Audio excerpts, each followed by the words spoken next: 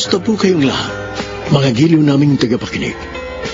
Inaanyayahan ko po kayong pakinggan ang pagsasadula ng mga liham kasaysayan ng pag-ibig na padala ng ating mga taga-subaybay at bibigyan buhay ng inyong mga paboritong bituin sa radyo. Mga kasaysayang nagtatampo ng mga pusong sugatan, mga pusong sawi, at mga pusong punong-puno ng pagmamahal. Lahat po yan dito sa ating tulang. Mr. Romántico.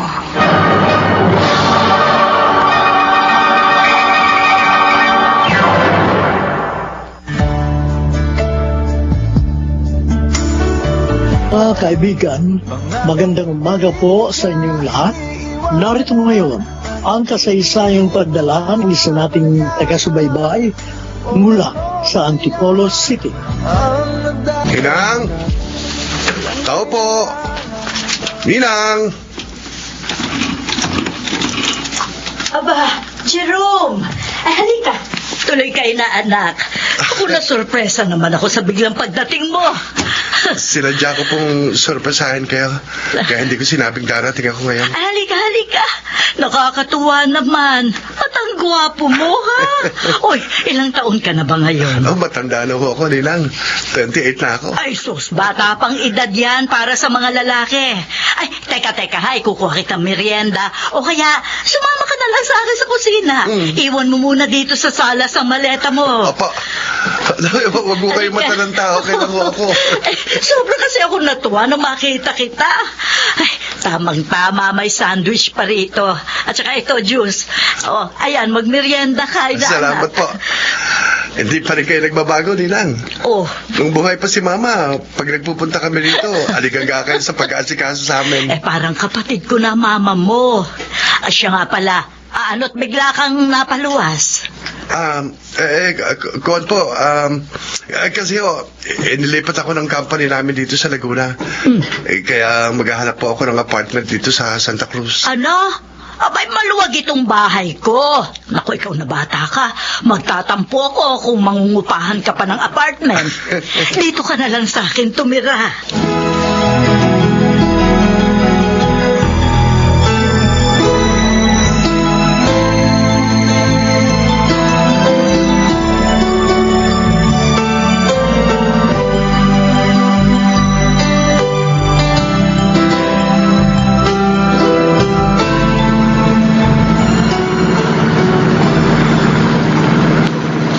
Medyo malayo ng konti sa papasukan kong mall ang bahay ni Ninang Amelia.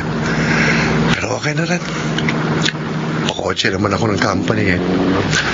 Naku, kababaeng yun. Parang wala sa sarili. Biglang tumuhin. Miss! Ano ba naman? Papakamatay ka ba? Sorry po. Sorry. Mukhang problemadong babaeng yun. Hindi ko siya dapat sinigawan. Kaya nabigla rin ako eh.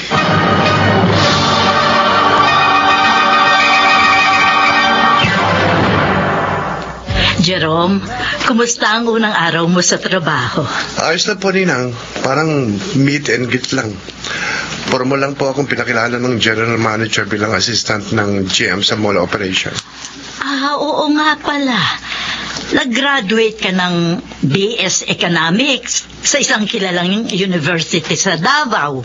Tama ba ako? Opo. Kaya hindi ka takataka na kahit napakabata mo pa, assistant ka na ng general manager ng isang kilalang mall. Bakit napatitig ka sa portrait ng kinakapatid mo?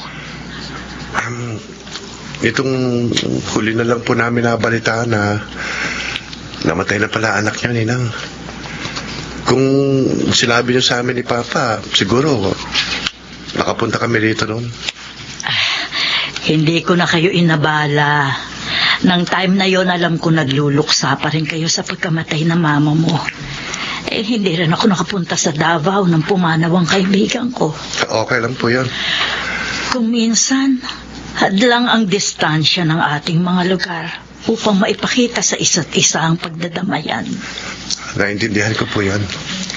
Siya nga pala, nung huli kaming magkausap ng papa mo, sabi niya, may girlfriend ka na raw at mukhang yun na raw ang magiging kapalaran mo. Kayo pa rin ba? Huwag na po natin siyang pag-usapan nila. Ha? Ayoko na pong maalala babaeng yun.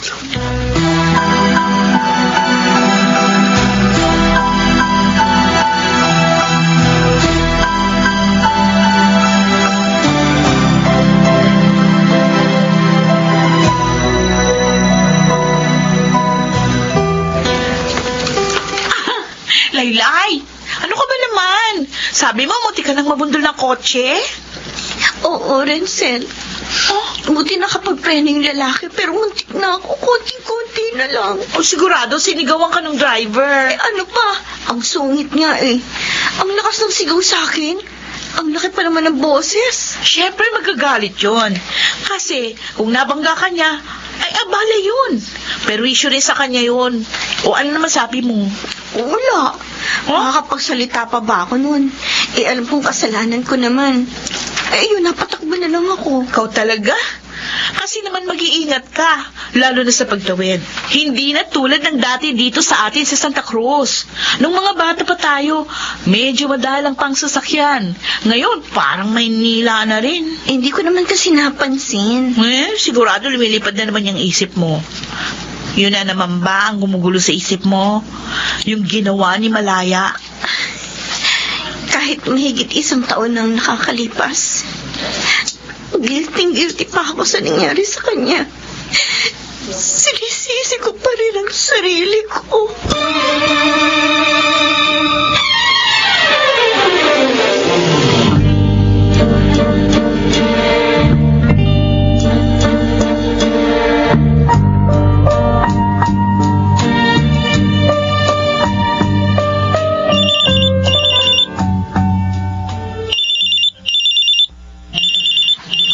Papa ni Jerome itong tumatawag sa cellphone. Hello, paring Vener. Hello, Maring Amelia. Kumusta na pare? Napatawag ka. Tinawag ako ng inaanak mo. Sabi niya, dyan pala siya ngayon nakatira sa'yo. Aba, oo. Gusto maghanap ng apartment na marerentahan. Sabi ko naman, bakit pa siya uupa? Narito naman ang bahay ko. Bigla pala siyang inilipat ng kumpanya nila dito sa Luzon. Ang totoo, nag-request ang mapalipat sa branch nilang malayo dito sa Davao, Mare. Hindi sa sadyang inilipat. Ha? Oo. May pinagdaraanan ng inaanak mong yan. Isa pa, masama rin ang loob niya sa akin. Bakit? Mare, minsan, papasyalan lang ako dyan, ha? Saka na ako magkukwento. Basta't bahala ka na muna sa inaanak mo, ha? Okay. Huwag ka mag-alala. Parang anak ang turing ko kay Jerome. Sige pare. Bye.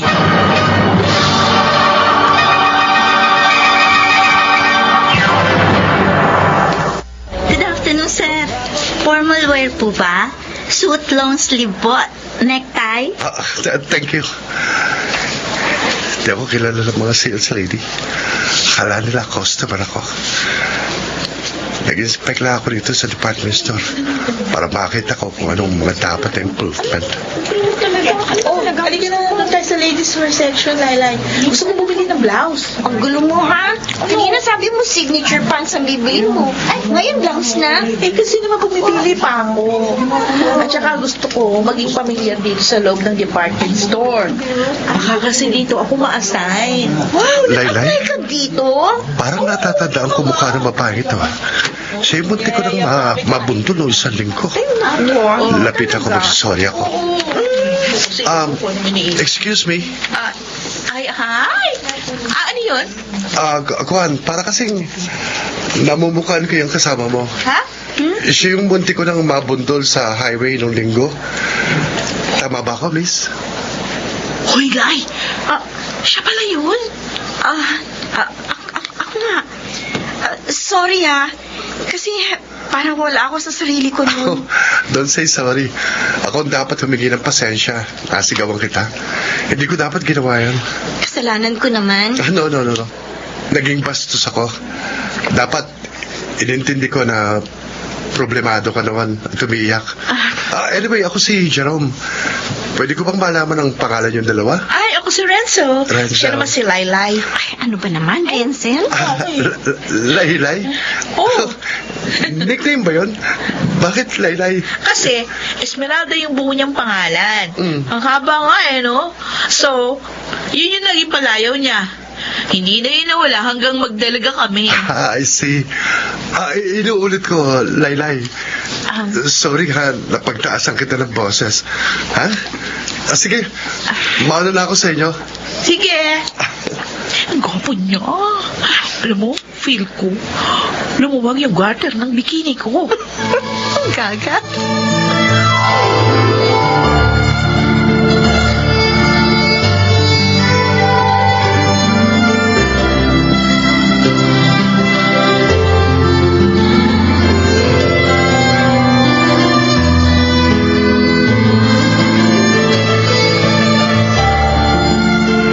Laylay. Kakaiba nickname niya. Maganda siya. Pero mukhang mailap ang mga mata.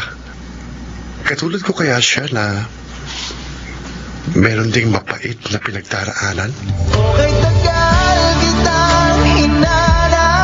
Nay Sonia, pasensya na po ha. Kasi sinama ko sa magapong paglalakwadyo tong si Laylay. Ay, nako, gusto ko nga para malibang yan. Iyak lang kasi ng iyak pag narito sa bahay. Nay! Totoo naman ah. O bakit? Nahihiya ka pa ba sa matalik mong kaibigan? Alam din naman niya ang buong pangyayari. Oo nga naman, Laylay. Ikaw talaga. Nahiya ka pa ba sa akin? Okay. Thank you sa maghapong gala. Nalibang ka ba? Oo. Thank you. Nay Sonia, alam niyo po, Oh. merong nakipagkilala sa amin sa mall. Ay, ang gwapo. Oh? At napansin ko po ha, malagkit ang titig dito sa anak niyo. Ewan ko lang, pero parang may kutob ako na manliligaw sa kanyang lalaking yun. Hoy! Ano ka ba? Paano ko liligawan nun? Nakakilala lang naman natin yun sa department store. At saka, mali ba ng lalaking yun kung saan ako nakatira? Hoy! Pag pag-ibig ang gumawa ng paraan, walang imposible. Ay, nako. Oh. Umuwi ka na. At nang makapagpahinga ka na rin, puro kakalokohan. Ay, hindi pa ako uuwi, no? Dito ako magdi-dinner. Di ba, Nay Sonia? Oo nga naman. Kasabay na natin maghahaponan ng kaibigan mo, Laylay. Bakit mo naman siya pauuwiin agad?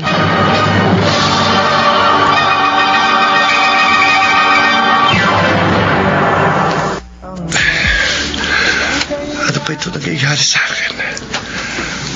Bakit hindi maalis sa isip ko mukha ng babaeng yun? Jerome, mag-behave ka, ha? Umalis ka sa Davao dahil may tinatakasan kang mapait na karanasan. Tapos ngayon na heto ka na naman. Naa-attract ka sa isang babaeng hindi mo lubos na kilala. Jerome, Oh, Ulysses, ikaw pala. May kailangan ka, pare? sorry Dre.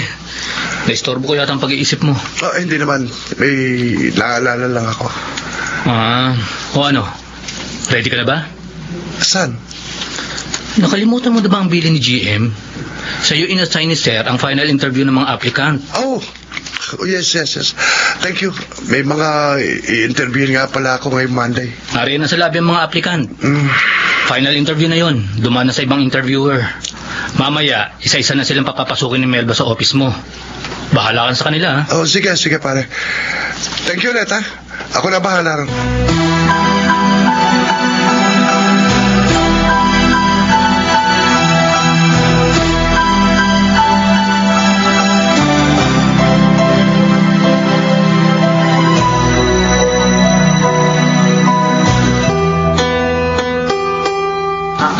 Sana naman, matanggap ako sales lady sa mall na ito.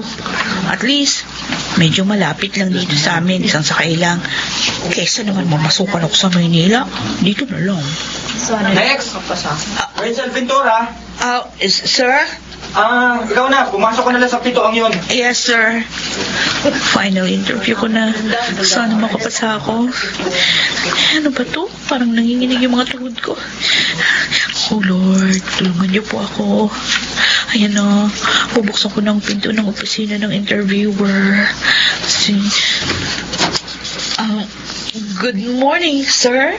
Good mo... Ikaw? Ikaw yung kasama ng babaeng munti ko nang mabundol, di ba? Kayo yung nakita ko sa department store? Ha? Ako nga po, sir. Manager po pala kayo dito. Assistant lang. Ang liit talaga ng mundo. Have a seat. Ay, thank you, sir. Nagulat talaga ako, sir. Pareho tayo, nagulat din ako.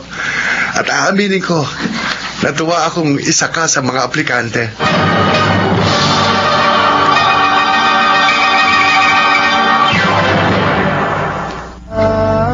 Yan ang totoong nangyari, Maring Amelia. Pero talagang nakatakda ng kanyang promotion eh. Tamang-tama naman, umalis na yung dating assistant ng general manager dito sa mall malapit sa inyo. Kaya yun, ang inaanak mong inilagay. Nagpakasal sa iba ang girlfriend ni Jerome? Oh, buntis daw eh.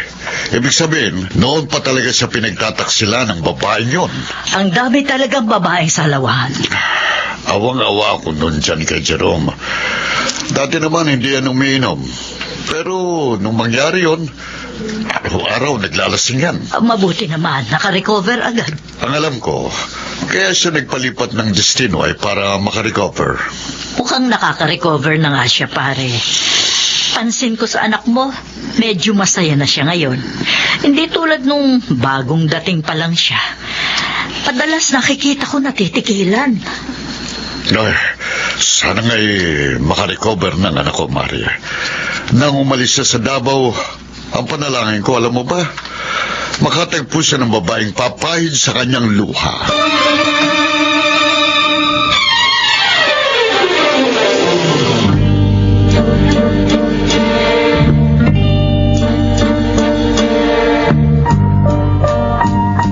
Ay, naku, Laila, hindi ako nagbibiro, no? May mataas na posisyon pala sa mall na pinag-applyan ko yung lalaki na muntik na makabundol sa'yo. Oh? Paano mo nalaman? Siya yung nag-final interview sa akin. Nagulat ko nga eh. Talaga? Oo. O ano nangyari sa final interview mo? Ay, nako. Ang layo ng ginawang final interview sa akin. Hindi konektado sa trabaho. Ano ibig mong sabihin? Tungkol sa'yo mga tinanong. Ano? Oo. Kung matagal na raw ba tayo magkaibigan, kung ilang taon ka na raw ba, kung meron ka namang boyfriend, mga ganong tanong. Basta obvious na obvious. May tama sa'yo si Jerome. Naku ha, kung maka-Jerome ka dyan, kala mo close na kayo. O, siya naman nagsabi eh. Huwag ko na raw siyang tatawagin na Sir Jerome. Pero, gusto ko mag-sorry sa'yo. Bakit ka magsasorry sa akin? Kasi sabi ni Jerome, tanggap na raw ako, pero sa isang kondisyon. Oh, anong kondisyon? Ibigay ko daw sa kanya yung cellphone number mo. At pasado na raw ako sa final interview. At ibinigay mo naman. Eh, kaya nga tanggap na ako eh. Meron na ako trabaho. Oh, bruhid ka talaga!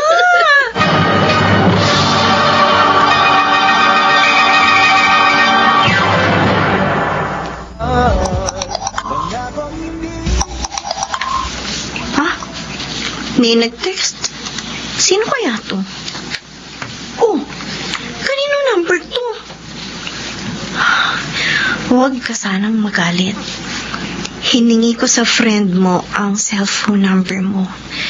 Gusto kong maging kaibigan ka. Mag-friend request ako sa'yo sa Facebook, ha? Jerome.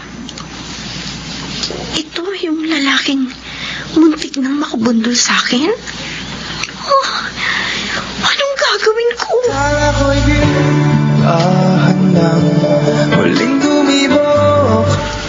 Oh, Ransel. Kumusta ka dito sa pwesto mo? Okay lang po, sir. Medyo nakakangawit lang tumayo buong maghapon. Tiis-tiis lang. Trabaho natin yan, ha? Siya nga pala. Hindi ba uli mamamasyal dito sa mall yung kaibigan mo? Ay, sa day off ko po, sir. Yayayain ko siya. Sir ka na naman dyan. Jerome na lang. Eh, nakakaasiwa kasi boss ko kayo dito. Okay lang yun. Pakisabi mo naman sa friend mo. accept niya yung friend request ko sa kanya sa Facebook. Kasi tinitignan lang yung mga message ko pero walang reply. Hayaan mo, kakausapin ko. Kasi meron pinagdadaanan yun eh. Anong pinagdaraanan? Ay, ayoko maging madaldal. Baka kasi magalit sa akin si Laylay. Basta, ikaw na lang magtanong sa kanya. Pag naging magkaibigan na kayo, ayoko siyang pangunahan.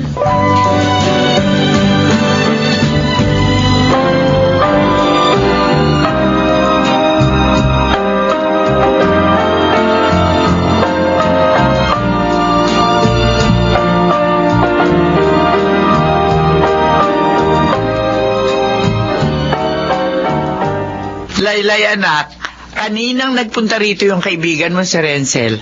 Narinig kong may nakikipagkaibigan daw sa'yo. Pero dinededma mo lang. Kayo na ya. Lihim pala kayo nakikinig sa amin, ha? Ito naman, oo, narinig ko lang naman eh. Hindi ko naman sinadya. Pero bakit nga ba ayaw mo makipagkaibigan daw sa tao? Ay, natatakot po ako, inay. Ano dapat mo ikatakot? Hindi ko pa rin po nakakalimutan ang nangyari sa amin ng una kong boyfriend. Ibaon mo na sa limot yun. Karaan na yun eh. Huwag mong pahirapan ang sarili mo, anak, dahil wala kang kasalanan sa nangyari. Pero hanggang ngayon po, ayaw akong patahimikin ang konsensya ko. Madalas natutulala pa rin ako pag naaalala ko siya.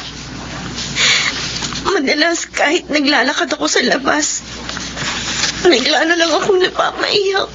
Alam mo, anak, madalas ko itong marinig noon na ang gamot daw sa kabiguan sa pag-ibig, pag-ibig din. Ano pong ibig ninyong sabihin? Eh di, huwag mong sara ng puso mo sa posibleng pagpasok ng panibagong pag-ibig. Kung may gusto makipagkaibigan sa'yo, tanggapin mo. At kung may damdamin lalago sa pakikipagkaibigan yon, hayaan mo. At tingnan mo kung saan yon hahantong.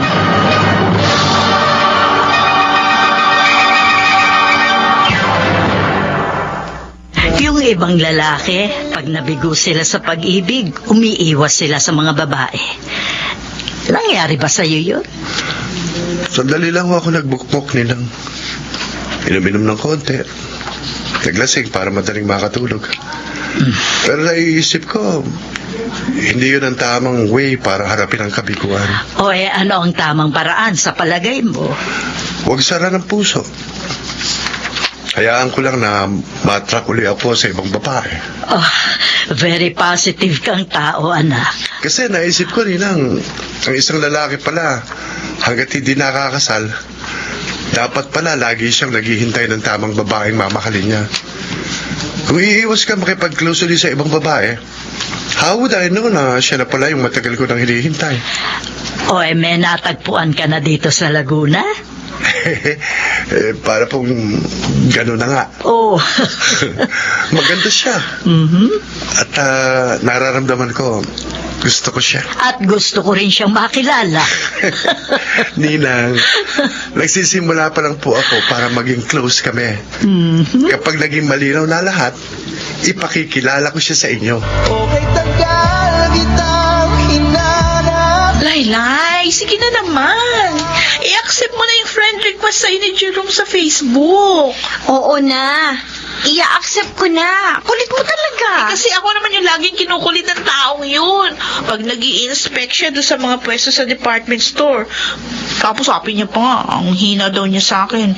Kasi hindi ko raw siya mabackupan sa'yo. Mapapahiya na tuloy ako eh. Huwag ka na mag-worry. In-accept ko na. Talaga? Oo. Oh, ayan ang ebidensya. Tingnan mo sa FB ko, dito sa cellphone ko. Oh. Ayan, friends na kami ng boss Oo mo. nga. Siguradong matutuwa yun.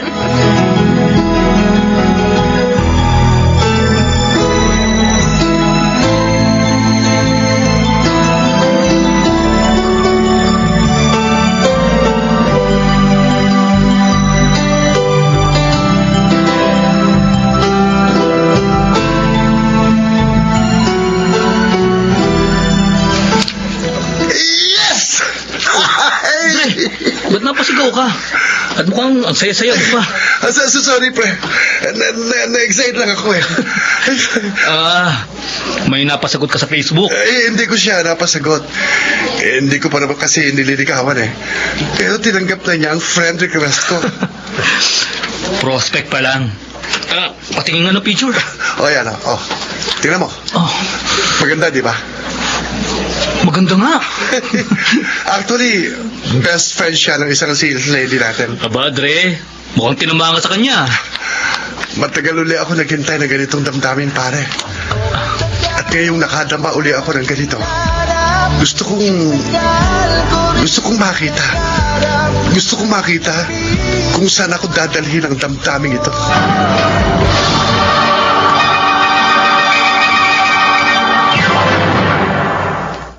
Renzel, ang bilis naman itong Jerome na boss mo sa mall.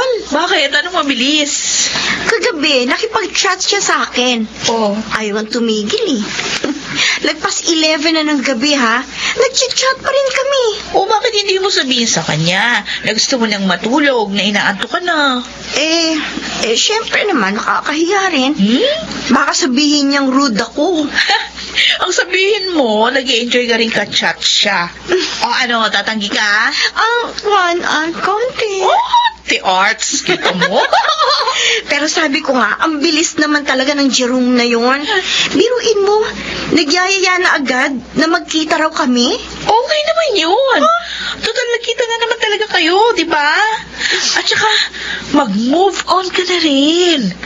Kalimutan mo na yung pangit na nangyari doon sa una mong boyfriend.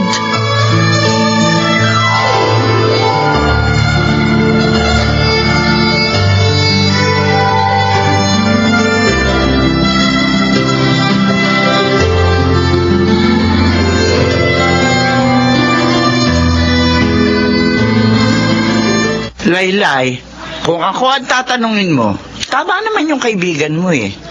Kalimutan mo na yung masakit na nangyari noon. Sabi nga niyo mga kabataan, mag-move on na. Nakakaramdam pa rin po kasi ako ng guilt, Nay. Hindi mo naman kasalanan yung nangyari. Nagkataon lang na mahina ang kanyang karakter. Kaya ginawa niya ang bagay na yun. Maniwala ka sa akin. Pag hindi mo binuksan sa tawag ng ibang pag-ibig ang puso mo, lagi na lamang takot ang mananahan dyan. At kapag nasanay ka na sa takot, baka nga tumigas na yan at hindi na matutong tumibok sa iba.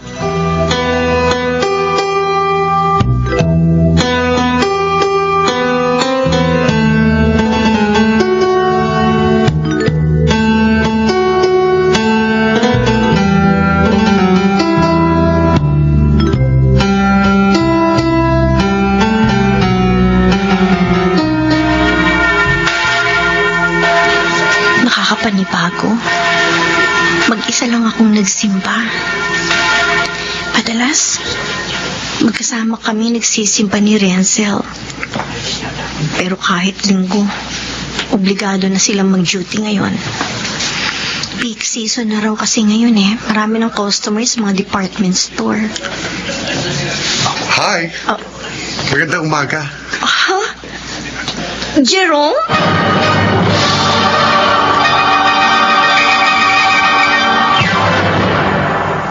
Laylay, salamat. Pinagbigyan mong paanyaya kung mag-lunch sa restaurant na ito. Mapilit ka eh. Huwag kang ma-offend, ha? Bakit parang masyado kang aloof? Ha? Sige, huwag mo na lang sagutin kung ayaw mo. Kain ka lang. Bago pa lang tayong magkakilala, inaasahan mo bang magkukwento na ako sa'yo ng mga personal na bagay sa buhay ko? No, hindi nga. Nung araw na muntik na kitang mabundol sa highway, bakit ka umiiyak nun? Mukhang emosyonal ka. At sa tindi ng pag-iyak mo, hindi mo nakita na paparating yung kotse ko? Kasi galing ako sa Memorial Park. May dinalaw akong puntod. Puntod? Puntod ng parents mo? Patay na rin ang father ko, pero sa probinsya namin sa Bicol siya nakalibing. Iba, Iba yung dinalaw ko dito. Oh, I see. Pagkatapos natin kumain, pwede ba kitang ihatid sa bahay niyo? Ha? Please. Sige na. Magiging prangka ako sa'yo, Relay. Gusto kong ito lang maging simula ng malalim na pagkakaibigan natin. At kung po pwede, gusto kong lumampas pa ron. Kaya tagal kong naghintay na makadama uli ng ganitong damdamin. Nagdadasdal lang sa tingin. Ay, nagsisimula nang dumagsa yung mga tao sa mall. Simula na kasi ng peak season. May nag-text? Oh, si Sir Jerome yung nag-text. Bakit kayo? Renz, thank you sa information na magsisimba ang kaibigan mo. Eto, nagkita na kami. At magkasabay na nagla-lunch sa isang restaurant. Sorry, Laylay. Naging makapili ako. Pinagkanulo kita kay Sir Jerome.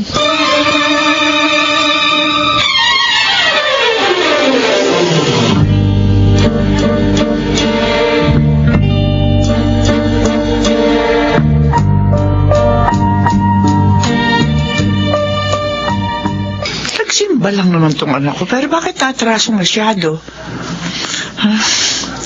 May iba pa sigurong pinuntahan nyo. Bah, sa tapat ang gate namin huminto yung kotse. Kanino na naman kayang kotse to? Aba, may naghatid na lalaki kay Laylay? Nay? Nay, Ah, may kasama po ako. Si Jerome. Magandang hapon po.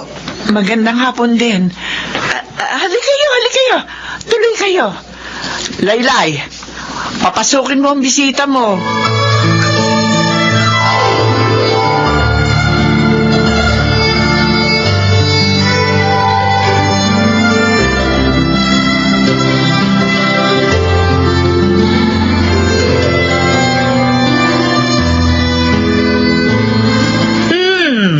Mukhang masaya ang inaanak ko Anong balita? Dinang, naka-first base na po ako sa babae gusto kong pormahan. Ooh. Nakita ko siya sa simbahan. Tapos, naisama ko siya mag-lunch. Tapos, nagpahatid pa siya sa akin. Nakilala ko na nanay niya. Aba, maganda. Kaya nga po masaya ako Masaya rin ako para sa'yo. Ibig sabihin yan, nalimot mo na talaga ang dating kasintahan mo na nang iwan sa'yo. Noon ko pa siya nalimot, Ninang. Mahigit 1 taon na rin naman mula nang magpakasal siya sa ibang lalaki. Pero masayang-masaya po ako kasi kay tagal kong hinintay na dumating uli sa akin ang ganitong damdamin, Ninang. Yung muli akong magmamahal.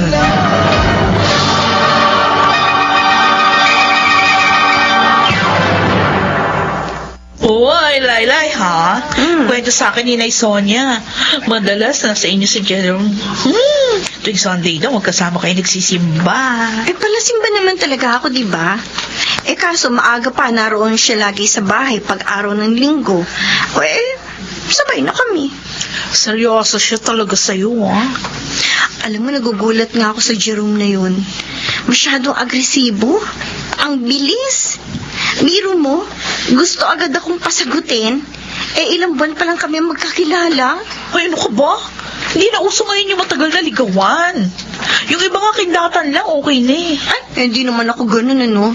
Kung ikaw ang babae, payag ka ba? Sa kindatan lang. Siyempre hindi rin. Kita mo na. Pero, ang maipapayo ko sa'yo, huwag mo na pakawalan si Sir Jerome. Guwapo na. May mataas pang posisyon sa trabaho. Pabor pa sa akin. At bakit naman magiging pabor sa'yo? Ay, syempre, best friend kita. Kung magiging boyfriend mo siya, di mag-best friend na rin kami. Di nakasandal ako sa padero sa trabaho. Best friend ko, ang aking boss. Luka-luka.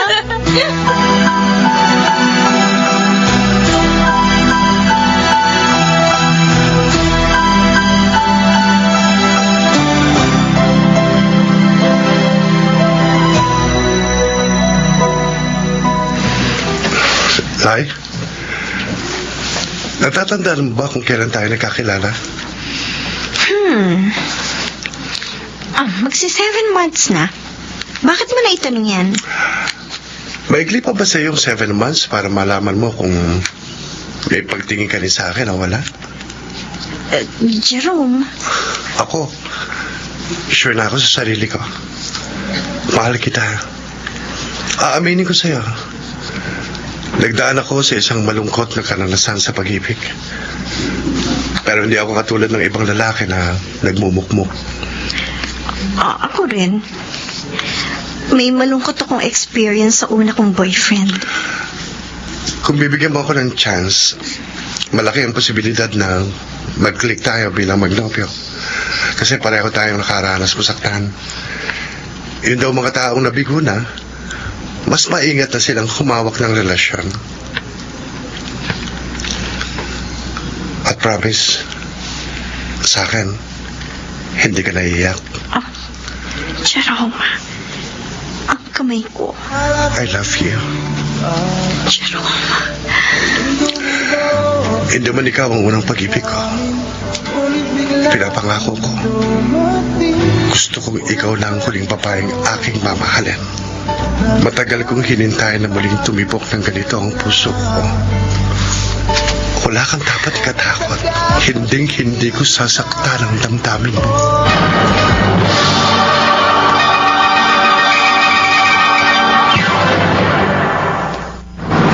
Sana mapapayag mo agad ang bagong girlfriend mo na maipakilala sa akin. Naku, excited na ako mamit siya. Sana nga po, Ninang. Ay, oo nga pala. Salamat. Isinama niyo ako dito sa Memorial Park para dalawin ang puntod ng kinakapatid ko. Oo nga, magbe-birthday na kasi siya. Kaya dadalhan ko ng bulaklak at magtitirik ako ng kandila. Oh, itabi mo na dyan ang kotse. Yan ang puntod niya. Ayan po. Ako na po yung kukuha ng dala natin bulaklak sa maliit na basket.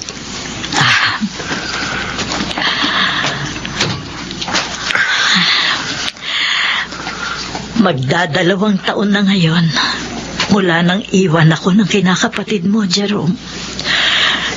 Pero hanggang ngayon, parang hinihiwa pa rin ang puso ko pag naaalala kong wala na siya. Ano po bang ikinamatay ni Malaya? Juan, nagkasakit siya.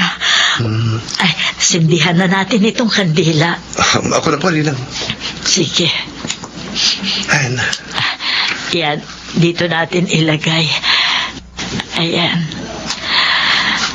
Siguro, pwede tayong magdasal para sa kinakapatid mo.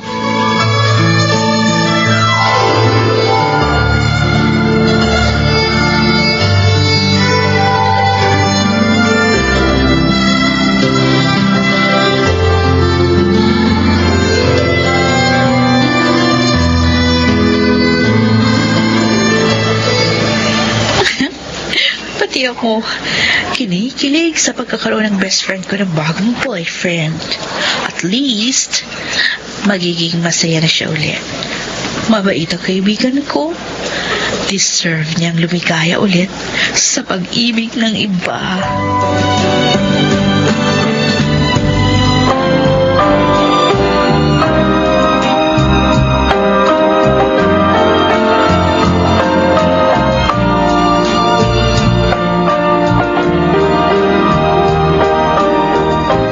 Jerome, dito ka lang sa salas, ha? Ikukuha kita ng merienda sa kusina.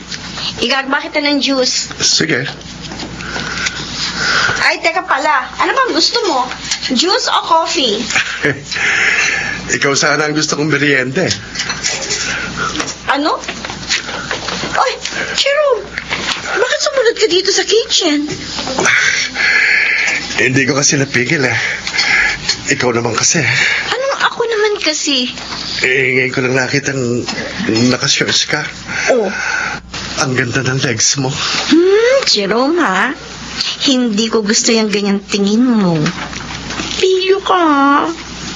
Kesyo, alam mo umalis ang nanay ko. Ang lakas ng loob mo, ha? Mahal kita. Mahal mo rin naman ako. Hindi ba? Jerome, Ha? ano ba? Ano ba yakapin? Jerome naman. I love you. I love you.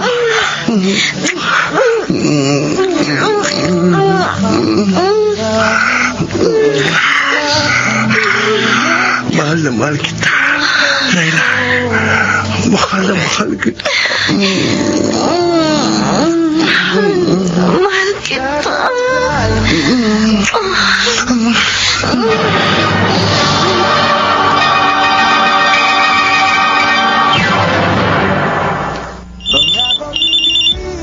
Ba, si Renzel itong tumatawag ka. Wala bang pasok sa department store ang bruhang to? Hello, Renzel? Hello! Hoy! Wala ako basta ng kaibigan ko na maganda. Maganda ka dyan. Alam mo, pati sa boses mo, halatang happy ka na uli. Masarap ba? Hoy, ano masarap ba? Kung masarap maging boyfriend si Sir Jerome. Ikaw talaga. May double meaning ang tanong mo eh. O ano, bakit napatawag ka? Oras ng trabaho mo ah. Break time ko po. Ay, makapahinga naman sa maghabang pagtayo. Oh, ano pinagkakaabalahan mo ngayon? Eto, hinihintay ko si Jerome. Birthday ng ninang niya. Parents niya, hindi mo pa na-meet? Nasa Davao ang papa niya eh. Matagal na raw patay ang mama niya. Kaya itong ninang niyang ito, parang mother na rin niya. Hala, lagot ka. Kakaliskisan ka ng ninang ni Jerome. Patay ka. Huwag mo nga akong takutin. Lalo akong kinakabahan eh. Sa totoo lang, hindi ko nga alam kung bakit nervyos ako. Samantalang, sa ninang lang naman niya ako ipakikilala.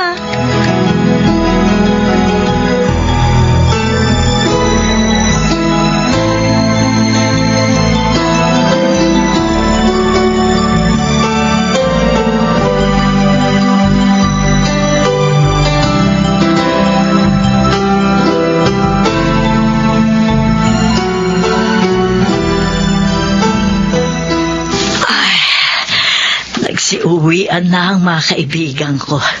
Wala nang ibang bisita dito sa bahay.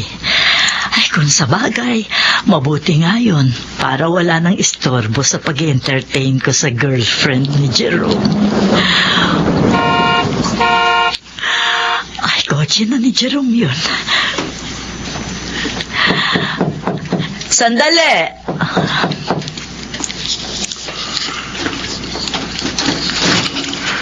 Ninang, happy birthday po. Salamat. Ito po, katulad ng promise ko sa inyo, isasama ko sa birthday nyo itong girlfriend ko.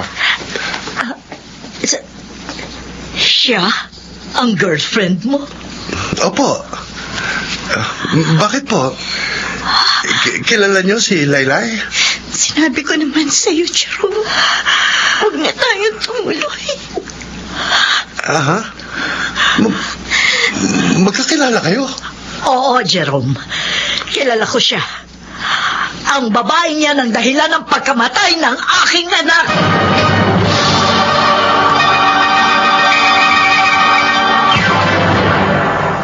Hayop kang babae ka!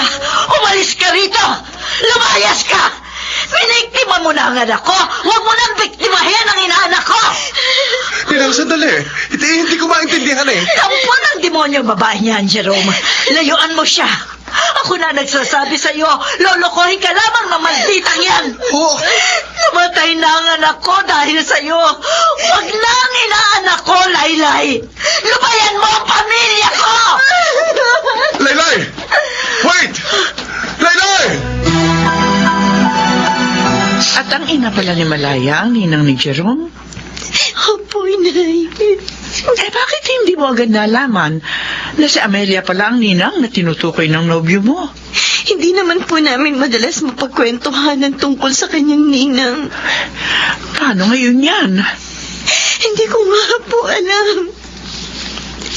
Tiyak magagalit na rin po sa akin si Jerome. Ngayon nalaman niya ng totoo. Iiwanan niyo rin ako, Inay. Kahit tagal kong umiwas sa mga lalaki. Pero nang muli akong magmahal, bakit sa isa pang may kaugnayan pala kay Malaya? Si Renzel po siguro ito. Ako na magbubukas ng pinto. Pwede ba akong pumasok? Jerome? Tinawagan ako ni Renzel. Sabi mo raw sa kanya, alis ka. Pupunta ka sa Mindoro. Bakit ganun? Hindi mo man lamang pa sasabihin sa akin ang side mo? Iiwan mo na lang ba ako basta nang hindi tinatanong kung ano damdamin ko? Jerome? Kaya tagal kong naghintay na muling magmahal. Tapos ganito mo lang tatapusin. Please, Laylay. Gusto kong marinig ang side mo. Gusto kong malaman ang punot dulo kung bakit nagpakamatay ang kinakapatid ko. Jerome, kinalaylay ka ba ng galing? Opo, Ninang. Nag-usap kami ni Laylay at alam ko na ho ang buong katotohanan. At anong kasinungalingan na sinabi niya sa'yo? Na gusto niyang mag-abroad noon. Dahil nurse siya. Alam niyang mas malaking kikitain niya kung sa ibang bansa siya magtatrabaho. Pero ayaw ni Malaya. Itinuloy pa rin daw niya ang pag-a-apply na isinama ng loob ng kinakapatid ko. Nang mapa-schedule ang kanyang pag-alis, noon uminom ng laso ng anak ninyo. O hindi ba kasalanan niya? Kung hindi niya pinagpilitan ang gusto niya, hindi makakaisip uminom ng lasong si Malaya. Kaya parang siya na rin ang pumatay sa kinakapatid mo. Tinaramdam kong sabi nito, Ninang. At paumanhin din sa alaala ng kinakapatid ko. Jerome? Pero weakling siya. Oh, Hindi sapat na dahilan yon para utangin niya ang sarili niyang buhay. Jerome, ano ibig mo sabihin? Alam ko, Ninang. Kasusuklaman niyo rin ako. Pero mahal ko po si Laylay. Hindi ko kaya siyang layuan. Wala kang utang na loob! Umuwi lang po ako para kunin yung mga gamit ko. Mahal ko po kayo, Ninang. At sana po, dumating ang araw na mapatawad din niyo ako. Okay, tagal ko rin nangarap na Hanggang ngayon, Malaya, hindi ko matanggap na wala ka na, anak. Pero patawarin mo ako, anak. Bakit nga ba inutang mo ang sarili mong buhay sa maliit na dahilan lamang? Dapat bang utangin ng tao ang sariling buhay niya? Dahil lamang nakatampuhan ng kanyang kasintahan. Masakit mang tanggapin. Parang totoo ang sinabi ng kinakapatid mo. Naging mahina ka sa problema, anak.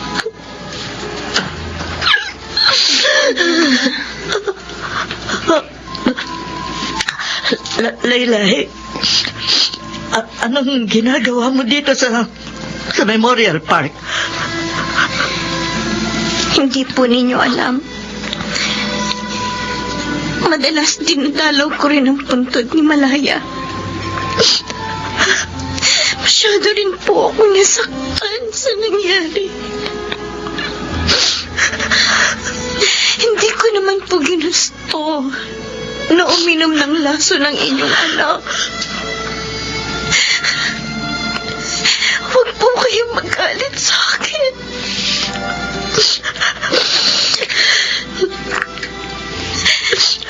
Gusto ko po mag-abroad noon. Para rin sa kinabukasan sana naming dalawa. Pero ibang iniisip niya. Baka raw makakita ako ng iba sa abroad. Hindi ko matanggap na nawalan ako ng anak. Naiintindihan nung ina. Ganyan ang magiging damdamin. Pero, please naman po. Alisin niyo na po ang galit sa akin. Wala po akong kasalanan sa ginawa ng inyong anak. Tinang, Jerome, narito ka rin. sana po naglubag ng damdamin niyo. Para ko na po kayong tunay na ina, Ninang. Ikakasal na po kami ni Laylay. At ang gusto ko, naroon kayo sa aming kasal. Gusto ko, kayo ang maging katuwang ni Papa kapag nagmarcha sa araw ng kasal ko. Di ba? Sabi niyo po, parang anak na rin ang turing niyo sa akin. Meron ho bang inang nakatitiis sa kanyang anak?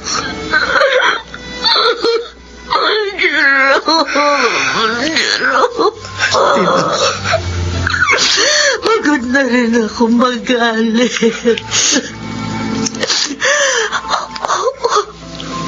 Gusto ko na rin ang kapanatagan ng loob. Sige, anak. Dadalo ko sa inyong kasal. salamat po, Ninang. Salamat po, Ninang. Thank you po talaga.